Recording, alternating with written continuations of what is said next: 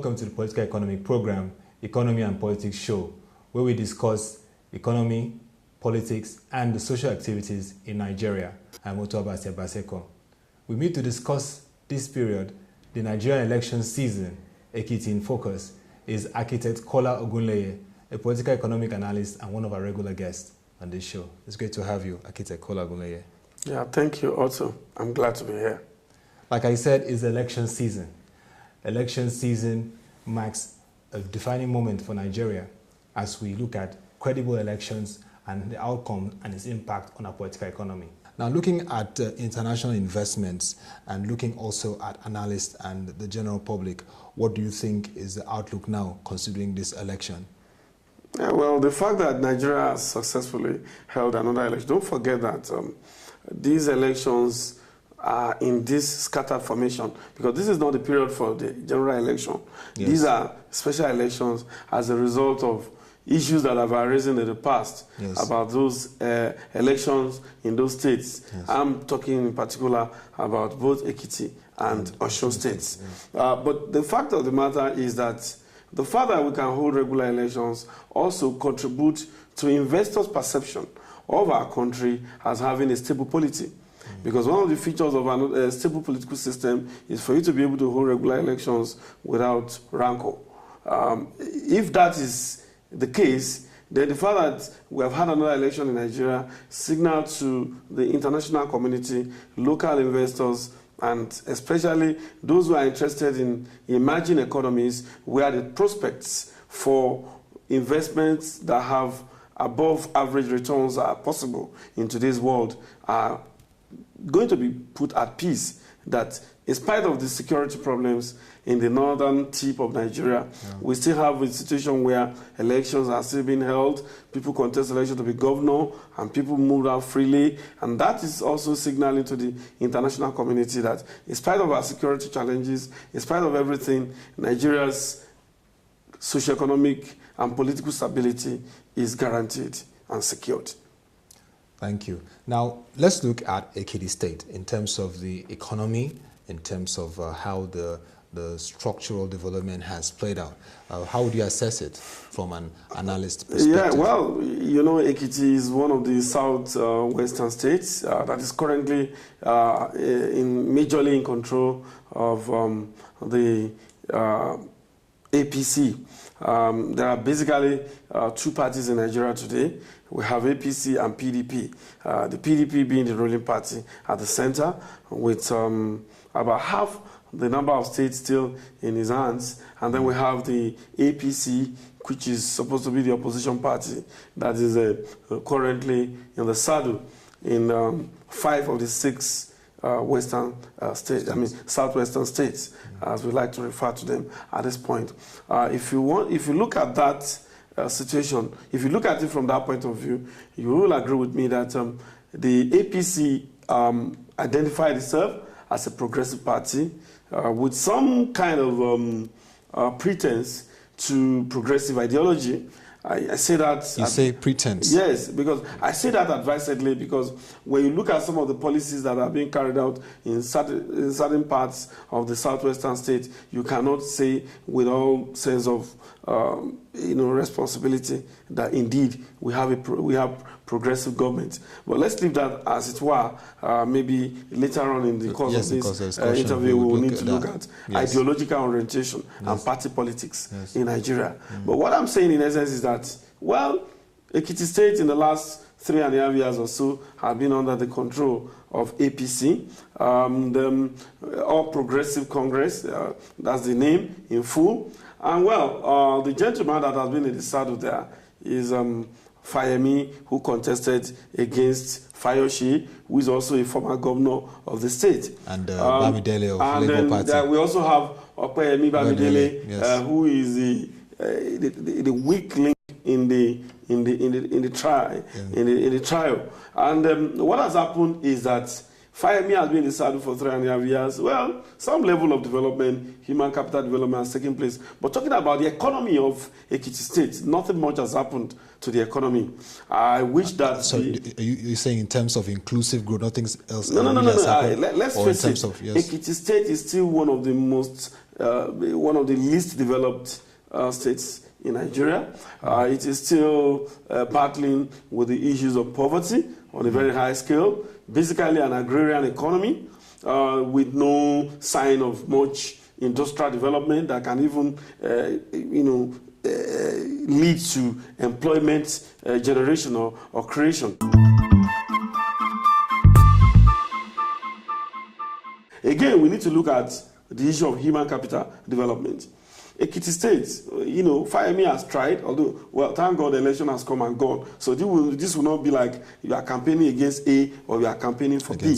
Yes. What has happened in Ogun State, Ekiti State in the last 3.5 years is that we have had some kind of renewed effort, renewed vigor at, transforming the human capital base.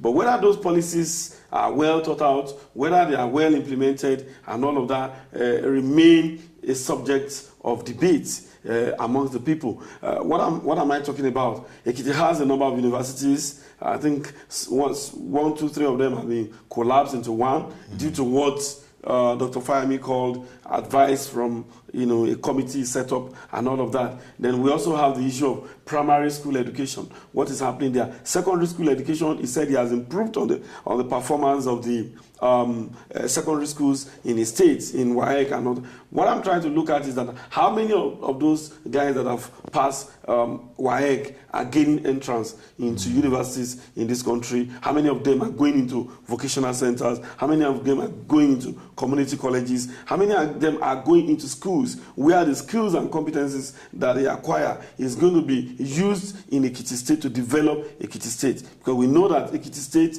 is a low industrial based state. We know also that it is an agrarian state. What is it doing about developing agriculture, which has been the mainstay of Ekiti, and maybe 2 or 3 states, Osun, Ondo, and all that? They used to be where cocoa was being produced in large quantities and all that in those days of Action Group, and even at the time of Unity Party of Nigeria, before Ekiti State was carved out. These are all questions that are begging for answers. Election has taken place. People have campaigned on what they want to do. But what I can say about the economy of Ekiti State is that there is still a lot that needs to be done if this creation of that state is going to be justified. And if I want to refer to the words of the eminent lawyer and a foremost leader in his own right in this country, and of course in Ekiti, Afe Babalola, writing about the creation of states, had cause to advise the current constitutional conference people to look into the creation of states once again. And let's go back to regions whereby we have viable states. He was lamenting on the pages of Tribune as to how many states in Nigeria are viable.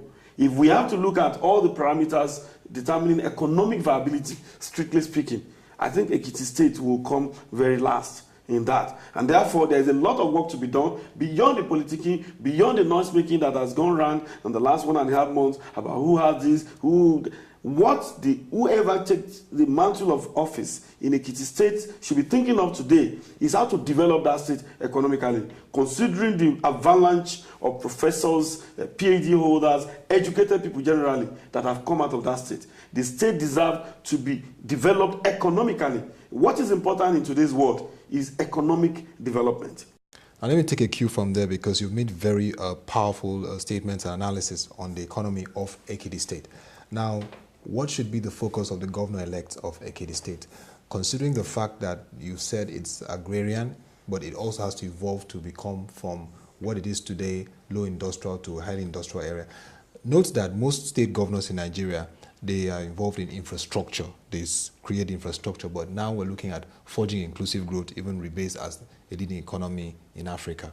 What should be the focus of? Well, I think I referred to that briefly in my submission, and I will repeat it.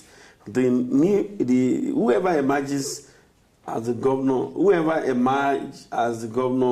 of Ekiti State from the just concluded elections should have at its #1 priority economic development, and human capital development of Ekiti State.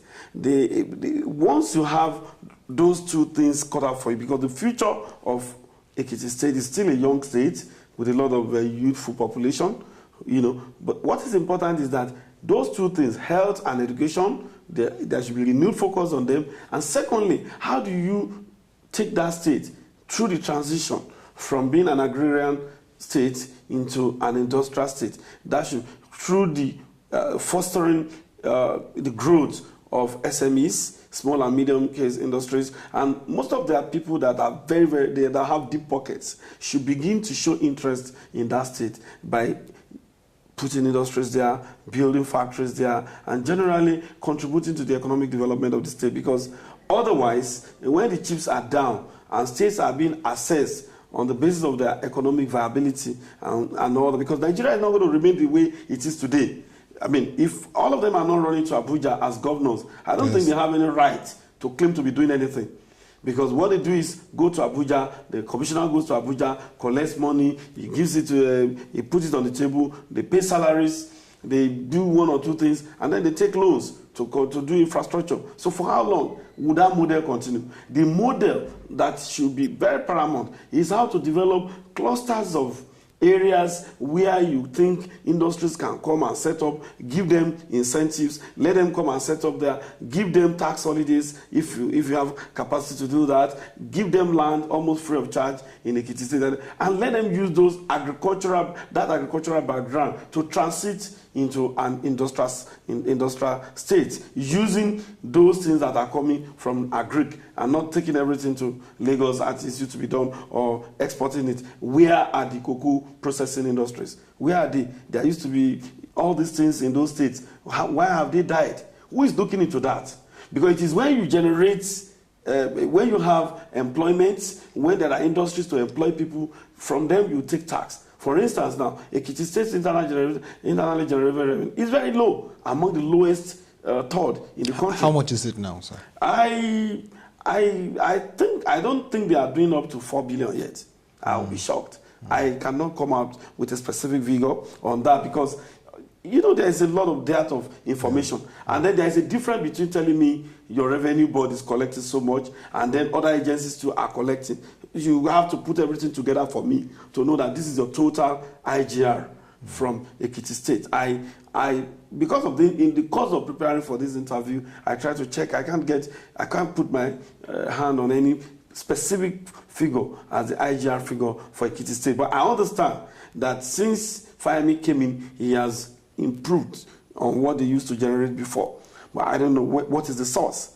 Okay, maybe they just ensure that those who should normally pay and are not paying are paying. But how do you widen the net? Because if I have a population of 10,000 that should pay tax, and only 5,000 are paying before, and I just make sure that those 10,000, maybe another 3,000 are paying, my revenue will go up. But how do I widen the net so that I can have like 20,000 people paying tax when they are employed or they are doing something that brings in money? The talk in Ekiti State today is that there's infrastructure development, but people's the basis of economic livelihood is very, very poor in that state. It still remains a very poor state with a very high poverty ratio.